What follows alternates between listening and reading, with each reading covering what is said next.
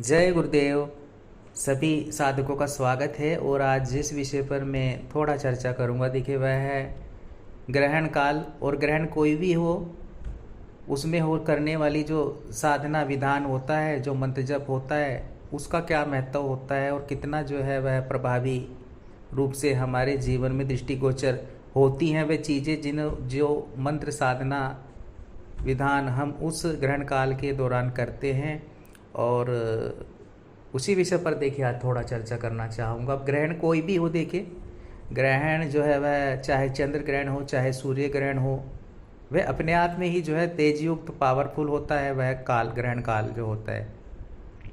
अब जैसे कि आने वाला जो है ग्रहण है, ये 2025 में ये जो पड़ रहा है 21 तारीख की रात्रि में, जो 11 बजे से 3 साढ़े 3 बजे तक ये ग्रहण काल रहेगा।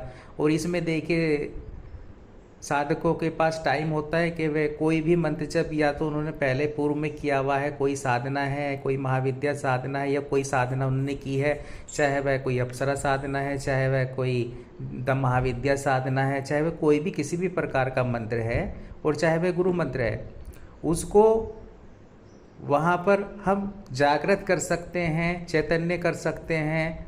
क्योंकि उस काल में जो है वह मंत्र सिद्ध होता है और जो उसका जो है 1000 गुना कहीं ना कहीं लाभ प्राप्त होता है।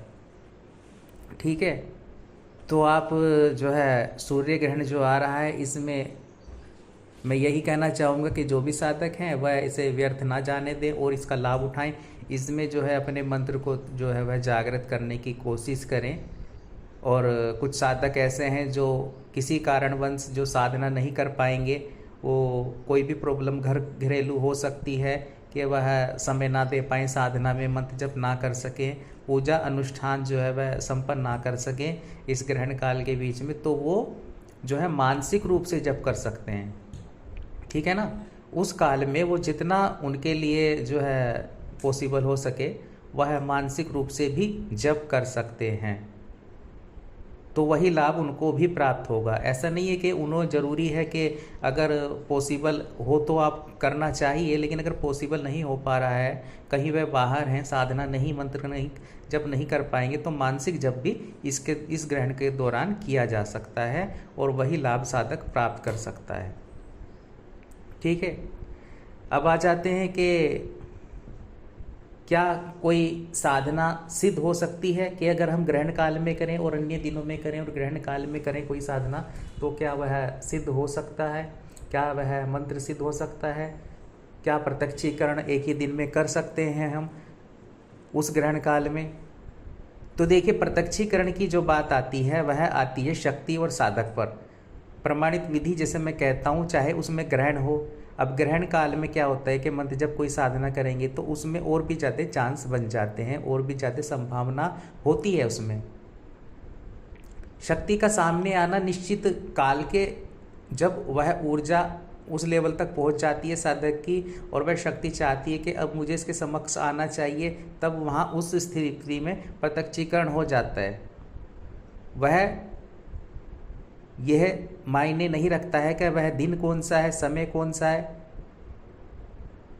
कौन सा पल है वह, तो वो शक्ति पर निर्भर करता है, साधक की क्षमता पर निर्भर करता है, उसने कितना अंदर अपने जो है कि ऊर्जा स्थापित कर ली है मंत्र की, और कितना वह विश्वास है उस शक्ति पर। तो देखिए क्या होता है कि सूर्य ग्रहण हो या चंद्र ग्रहण, जैसे कि सूर्य ग्रहण की मैं बात कर लेता हूँ, ग्रहण काल की ये जो आ रहा है, तो इसमें अगर कोई साधक ने कोई अप्सरा साधना संपन्न की है, तो यहाँ वह साधना जो की है उसी मंत्र जप को जागृत कर सकता है, यानी कि एक अनुष्ठान के बराबर।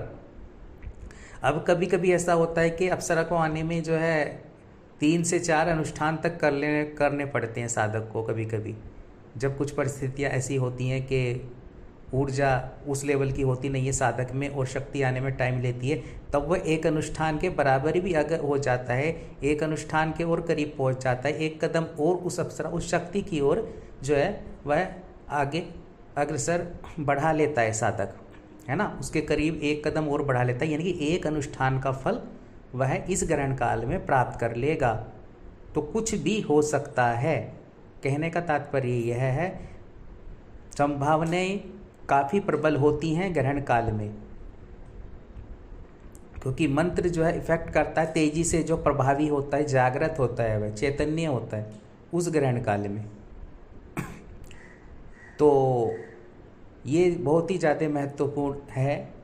और कई लोग कहते हैं कि, कई लोग हमसे भी कहते हैं कि गुरुजी क्या ग्रहण काल में कोई साधना मंत्र जप नहीं करना चाहिए, क्या किसी चीज़ को छूना नहीं चाहिए, हमें क्या क्या नहीं करना चाहिए। कई सारी बातें हैं जो लोगों ने फैलाई हुई हैं। तो कि जो लोग हैं वह चाहते हैं कि अब तो खैर जागरूक हो चुके हैं किसी न किसी माध्यम से, लेकिन जो लोग होते थे पहले, जो पंडित वगैरह ब्राह्मण होते थे, वे चाहते थे कि आप जो आम साधक है वह लाभ प्राप्त ना कर सके, इसीलिए वह क्रियाएं करते थे कि साधना नहीं करनी है, मंत्र नहीं करना है। तो ये सब चीज़ें उनकी जो है फैलाई हुई हैं। और यहाँ जो है महत्वपूर्ण हो जाता है मंत्र। यहाँ अन्य दिनों की अपेक्षा जो है साधक उस ऊर्जा से कनेक्ट हो सकता है तेजी से।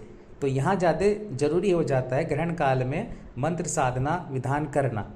ठीक है, तो ये महत्वपूर्ण बात है। और कुछ चीज़ें हैं कि कुछ साधनाएं ऐसी हैं देखिए जो ग्रहण काल में ही की जाती हैं, और कुछ अप्सराओं की साधनाएं भी ऐसी हैं जो चंद्र ग्रहण में ही केवल होती हैं, अन्य दिनों में होती ही नहीं है। अन्य दिनों में एक कुछ अप्सरा हैं, उनके यहाँ नाम तो मैं लेना नहीं चाहूँगा, लेकिन कुछ अप्सरा ऐसी हैं कि जिनकी साधना केवल और केवल चंद्र ग्रहण के अवसर पर की जा सकती है। एक ही दिन की साधना, ठीक है, वो एक ही दिन में होती हैं। अन्य दिनों में पूरे साल भर में नहीं हो पाती, पूरे उसमें नहीं होंगी दिनों में। अन्य दिनों में चाहे कोई भी दिन है, केवल ग्रहण काल में होंगी। तो ऐसी भी अप्सराएं हैं और ऐसी भी अन्य सिद्धि हैं, ऐसी शक्तियाँ हैं जो केवल ग्रहण काल में सिद्ध होती हैं। जैसे होली में कुछ साधनाएं हैं, जब होली का पर्व आता है, जब कुछ ऐसी किन्नरियाँ भी हैं, किन्नरी होती हैं। तो किन्नरी भी कुछ ऐसी हैं जिनकी साधना केवल और केवल उस होली की एक रात्रि में ही संपन्न होती है, और एक ही दिन की साधना है। ठीक है, तो दिनों का महत्व होता है। और आप उस शक्ति की ओर अगर प्रत्यक्षीकरण नहीं भी होता है, आप निराश ना हो। कई साधक निराश हो जाते हैं, क्योंकि मुझे पता है कि जैसे जैसे बताया जाता है कि आप ग्रहण काल में शक्ति को प्रत्यक्ष कर लोगे, तो शक्ति के प्रत्यक्ष करने से जो है वह, मैं यहाँ ये बात नहीं आपके बीच में ला रहा हूँ कि शक्ति प्रत्यक्ष ही हो जाएगी आपके सामने ग्रहण काल में मंत्र जप करेंगे तो, लेकिन वहाँ संभावना प्रबल होती है। उस ग्रहण काल में कुछ भी पॉसिबल हो सकता है। अगर शक्ति प्रत्यक्ष नहीं भी होती है तो आप एक स्टेप, एक कदम आगे बढ़ा लेंगे उस शक्ति की ओर, यानी कि एक अनुष्ठान के बराबर। जैसे 11 दिन की मान लीजिए कोई अप्सरा साधना 21 दिन की है, तो वो आप दोबारा करेंगे उस साधना को, तो वहीं आप एक जो अनुष्ठान है उसके बराबर पुण्य प्राप्त कर लेते हैं, उसके बराबर जो है वह शक्ति मंत्र जागृत कर लेते हैं उस अप्सरा का, उस शक्ति का, जिसकी आप जो है वह साधना कर रहे होते हैं। 3 से 4 घंटे जो मिलते हैं उसमें अगर मंत्र जप कर लेते हैं तो वो एक अनुष्ठान के बराबर ही हो जाता है। फिर आप अगली बार जब करेंगे तो और नज़दीक पहुँच जाएंगे उस शक्ति के, उसके आने की संभावना बढ़ती जाती है।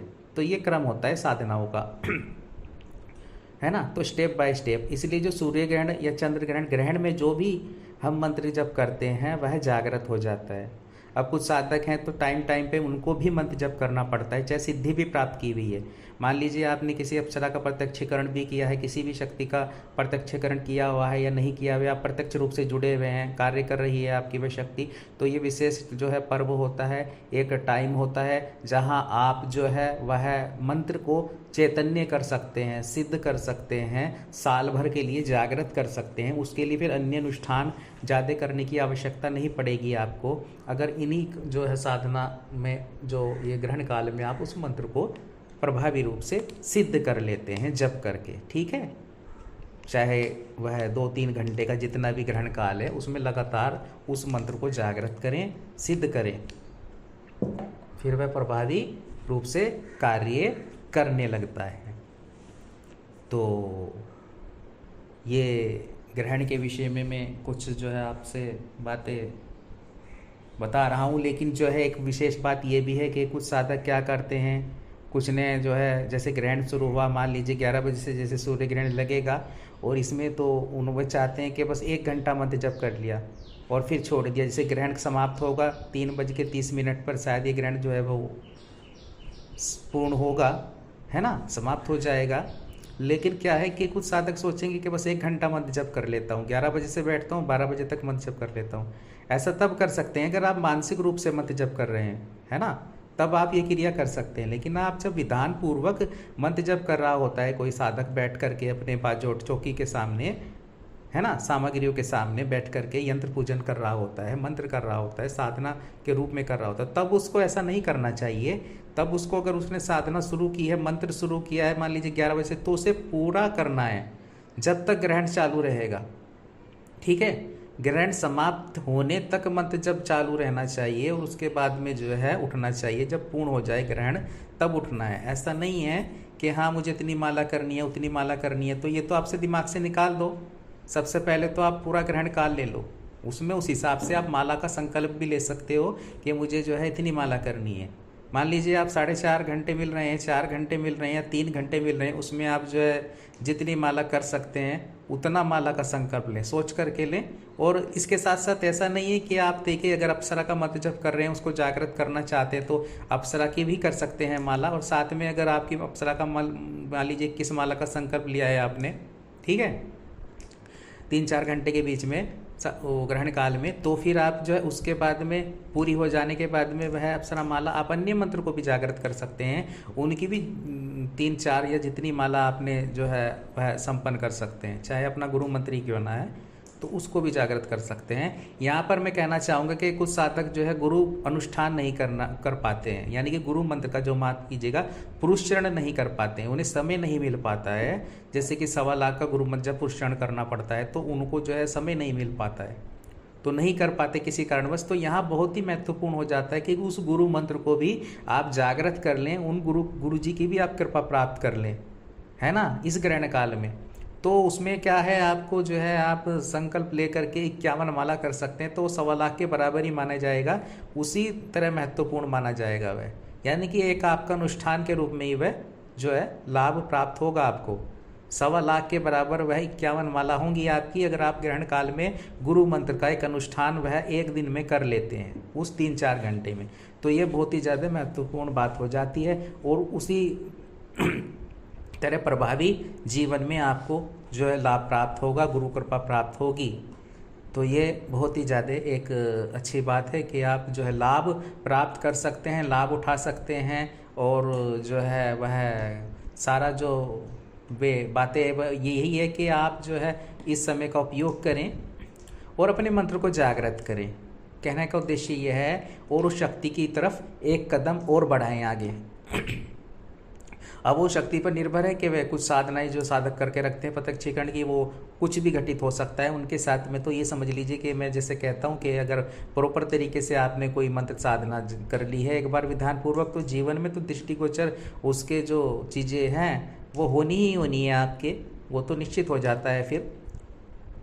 और समय समय पर क्या है, वह जागृत करते रहना है मंत्र को, अपने साधना विधान जो अपनाया है उसके द्वारा जो मंत्र मिला है आपको, वो मंत्र जागृत करने की जो टाइम होता है वह यही पर्व होते हैं, जैसे कि सूर्य ग्रहण हो गया, ग्रहण काल कोई भी, और फिर जो है होली, दीपावली, इस तरह के जो पर्व आते हैं, रात्रि आती है, नवरात्रि आती हैं, तो इनमें जो है चीज़ें करनी आवश्यक हो जाती हैं। और जो है आप जो है फिर उस मंत्र को चैतन्य बना सकते हो, फिर वो मंत्र आपका कार्य करने लगता है, ठीक है, तेजी से। तो जो भी साधक हैं, साधिकाएं हैं, वह जो है आप आने वाला जो सूर्य ग्रहण है इस पर आप साधना करें, मंत्र करें, और जो है आप जो जागृत करें अपने मंत्र को, चाहे वह गुरु मंत्र है, चाहे वह कोई अप्सरा मंत्र है, चाहे वह कोई जो है कोई भी मंत्र है या कोई साधना है ना। अगर कोई साधना करना चाहते हो एक दिन की, कुछ साधक साधना के इंतजार में भी रहते हैं, ग्रहण के इसलिए रहते हैं क्योंकि वो साधना करना चाहते हैं, वो एक ही दिन का क्रम होता है, उस साधना में एक ही दिन में जो है कार्य रहता है, साधना रहती है। और प्रत्यक्षीकरण की भी कुछ एक दिन की साधनाएं होती हैं, बहुत सी शक्तियों की साधनाएं हैं, और कुछ तो ग्रहण काल का इंतजार करते रहते हैं कि ग्रहण आएगा फिर हम ये साधना अपनी संपन्न करेंगे। तो वो भी साधक कहूँगा मैं, और अन्य साधक भी जिन्होंने साधनाएं संपन्न की हुई है, उनके लिए यही कहूँगा कि आप जो है ग्रहण काल में प्रभावी तरीके से जो है मंत्र जप करें, और विधान पूर्वक करें और शक्ति की ओर एक कदम और बढ़ाएं। ठीक है, तो आप जो है सफल हों, जो भी मंत्र विधान साधना कर रहे हैं इस आने वाले सूर्य ग्रहण में, और सफलता प्राप्त कर सकें, इसी कामना के साथ जय गुरुदेव, जय निखिलेश्वर जी महाराज।